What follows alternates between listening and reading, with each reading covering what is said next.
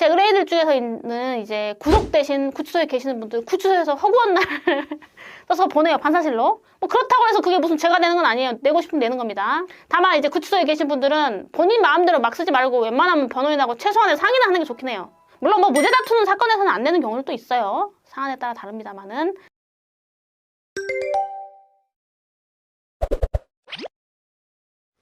안녕하세요. 나는 변호사다. 김세라 변호사입니다. 이제 피고인 입장에서는 여러 가지 뭐 양형사유 변론을 하겠지만 사실 반성문은 필수적으로 들어가는 거거든요. 그래서 오늘 이제 반성문 잘 쓰는 방법을 쓰는데, 이 반성문이라는 서류는 피고인 본인이 쓰는 서류예요. 탄원서랑 다르죠. 탄원서는 다른 사람이 써주는 거고, 반성문은 피고인이 본인이 쓰는 거고, 그것을 읽는 사람은 판사, 검사예요. 그래서 그걸 잘 생각해야 돼. 쓰는 사람은 피고인 본인이고 읽는 사람은 판사, 검사고, 이걸 쓰는 목적은 사실상으로는 사실 좀 형을 좀 감형받고 싶은 게 제일 크죠. 물론 정말로 마음으로 진실되게 참여하시는 분도 있지만 어떤 재판 절차상 이런 서류로서 제출하는 거는 결국에는 감형을 목적으로 하는 것일 수밖에 없다. 자, 첫 번째, 변호사님 이런 거 써서 뭐 판사가 보기라도 합니까? 이거 도움이 되나요? 도움됩니다. 판사님이 그 반성문을 뭐 논문 읽듯이 문구 하나하나에 OX를 쳐가면서 이 사람이 진짜 이렇게 반성할까라면서 심각하게 생각하면서까지는 읽지 않으시겠지만 대체적인 그런 표현이나 대체적인 것들은 다 확인을 하시기 때문에 유의하고, 제가 형사재판을 하다 보면 물론 판사님들도 여러분의 성향이 있고 사람도 다 다르듯이 찔러도 피 한 방울 안 나올 것처럼 진짜 딱 봐도 저 사람은 아예 그냥 내 말을 귀뚱으로도 안 듣는구나 라고 딱 본인이 답을 정해놓고 듣지도 않는 판사님도 사실 계셔요. 근데 들어주시는 그런 입장이 보이거나 뭔가 인간미가 느껴지는 분도 계시거든요. 물론 이제 그건 제 생각이에요. 저의 생각, 느낌이지만. 제가 예전에 했던 사건 중에 이제 1심에서 중강제추행으로 집행유예가 나와가지고 2심에서 제가 이제 사건을 맡아서 그 벌금형으로 깎았던 사건이 있거든요. 그때도 이제 피고인 반성문도 쓰고 피고인 법정에서 대성 통곡을 했었어요. 따라서 피고인은 반드시 제출을 하는 게 좋겠죠. 그러면 어떻게 쓰면 잘 씁니까? 라는 질문이 있겠죠. 형식은 중요한 건 아니에요. 형식은 중요한 건 아니지만 보통은 A4 용지에 쓰고 워드 타이핑을 하면 안 되는 건 아닌데 웬만하면 자필로 쓰는 게 좋겠죠. 그리고 글씨를 알아먹지도 못하게 막 기갈겨 놓고 중간에 고쳤으면 찍찍 그어가지고 막 이렇게 먹칠해 놓고 그러면 되겠어요? 안 되겠어요? 그럼 기본인 거예요. 그렇게 하시면 안 되겠죠. 그리고 좀 간격을 띄어서 보는 사람으로 하여금 눈에 좀 잘 들어오게 하는 게 좋고, 분량은 많이 쓰지 마세요. 5장, 10장. 오히려 그게 더 어색해요. 그래서 제가 생각하는 가장 좋은 분량은 A4 기준 2-3장. 그래서 변호사님 한 번 내면 됩니까?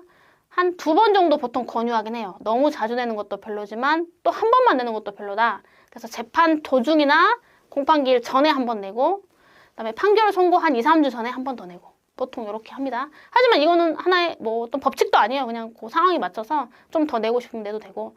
제 의뢰인들 중에서 있는 이제 구속되신 구치소에 계시는 분들 구치소에서 허구한 날 써서 보내요, 판사실로. 뭐 그렇다고 해서 그게 무슨 죄가 되는 건 아니에요. 내고 싶으면 내는 겁니다. 다만 이제 구치소에 계신 분들은 본인 마음대로 막 쓰지 말고 웬만하면 변호인하고 최소한의 상의는 하는 게 좋긴 해요. 물론 뭐 무죄 다투는 사건에서는 안 되는 경우도 있어요. 사안에 따라 다릅니다만은.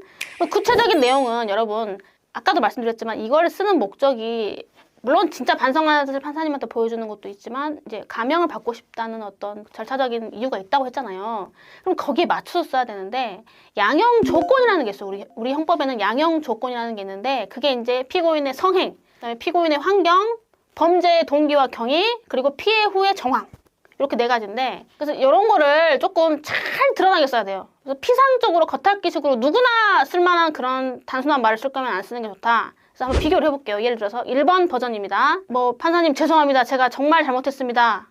앞으로 다시는 안 그러겠습니다. 이런 정도의 얼개에 그냥 적당히 앞뒤 붙인 글하고 제가 지금부터 설명하려는 글하고 한번 비교를 해보세요. 자, 말씀드렸듯이 양형 조건이 있다 했죠. 양형 조건. 거기에 맞춰서 쓰는 거예요. 첫 번째, 성행을 강조한다. 성행을 강조한다. 그러면 판사님 저는 어렸을 때부터 서울에서 태어나서 목동에서 초등학교, 중학교, 고등학교를 다니고 교우관계도 원만했고 서울에 있는 좀 좋은 대학을 나와서 대학생활도 성실하게 마치고 졸업하자마자 곧바로 어디 기업체에 취직이 돼서 지금까지 10년 동안 한 번도 회사에서도 문제 일으키지 않고 성실하게 살아왔습니다. 또 결혼도 몇 년 전에 해서 지금 3살 된 아들이 있습니다. 이게 이제 성행에 관한 내용이고, 그 다음에 환경은 이렇게 쓸 수 있을 것 같아요. 저는 어렸을 때 이혼 가정에서 자랐습니다. 제가 7살이었을 때 부모님이 이혼하셨고, 또 이혼하시기 전에도 아버지는 항상 어머니를 폭행하고 하는 모습을 보았습니다. 그러다 보니까 어렸을 때부터 마음속으로 외로움과 결핍이 항상 있었습니다.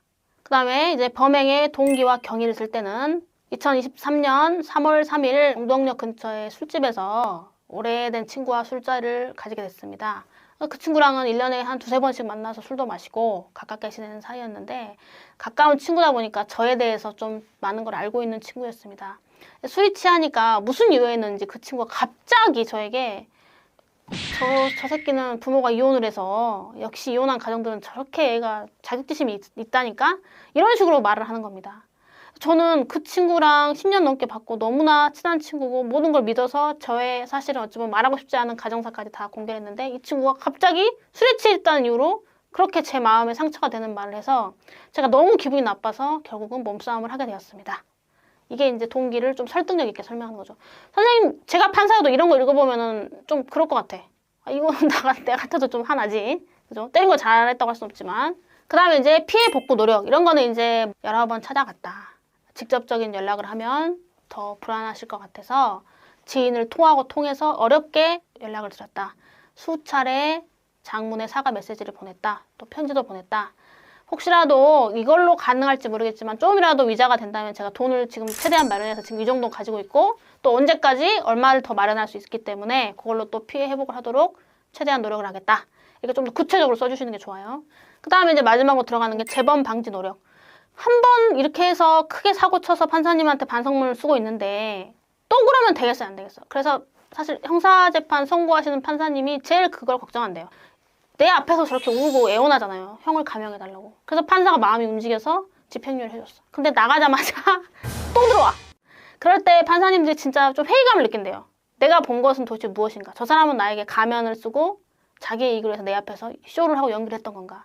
그렇다고 하더라고요. 그래서 조금 다시는 그러지 않겠다는 뜻을 좀 더 확고하고 구체적으로 보여주는 게 좋고, 특히 만약에 뭐 술 먹고 그런 거다, 아니면 좀 정서적인 불안정이나 뭐 우울증이나 그런 것 때문에 그렇다고 하면 반드시 사건 발생 직후부터 계속 주기적으로 병원 다니셔야 돼.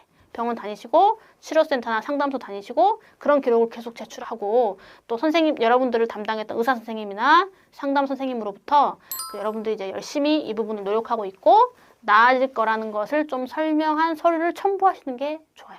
그래서 이제 반성문은 이렇게 이제 쓴다. 근데 이거는 어디까지나 하나의 예시인 거지, 이걸 갖다가 똑같이 갖다 베껴놓으면 당연히 안 되겠죠. 어떠한 글도 쓰는 사람을 위한 글은 없어요. 그건 일기예요. 일기는 그냥 본인이 쓰고 끝나는 거잖아요. 아무도 안 보여주잖아요. 근데 이 글은 누군가에게 보여주고 누군가가 읽을 것이 예정된 문서라는 거죠. 그 사람은 판사고 나의 형량을 결정할 권한이 있는 사람이고, 그래서 사람의 마음을 움직이는 글을 써야 된다. 그래서 이 반성문은 어찌 보면은 이제 감형을 받기 위한 그런 목적을 가지고 쓰는 건 맞지만, 글에 그런 게 너무 진하게 드러나는 거죠. 계속 깎아달라 그러는 거야. 그리고 깎아달라는 목적성이 너무 드러나는 건 별로 좋지 않고, 결국에는 80%는 반성이에요. 이 사람 진짜 반성하겠구나. 이 사람은 다시는 이렇게 안 하겠구나. 이렇게 할 수밖에 없는 사정이구나. 나라도 사실은 좀 그랬겠구나. 이런 걸 보여주기 위한 거지. 깎아주세요. 포인트가 잘못 설정되면은 안 되고 오히려 역효과가 날 수 있는 겁니다. 네, 오늘도 이렇게 시청해주셔서 대단히 감사합니다.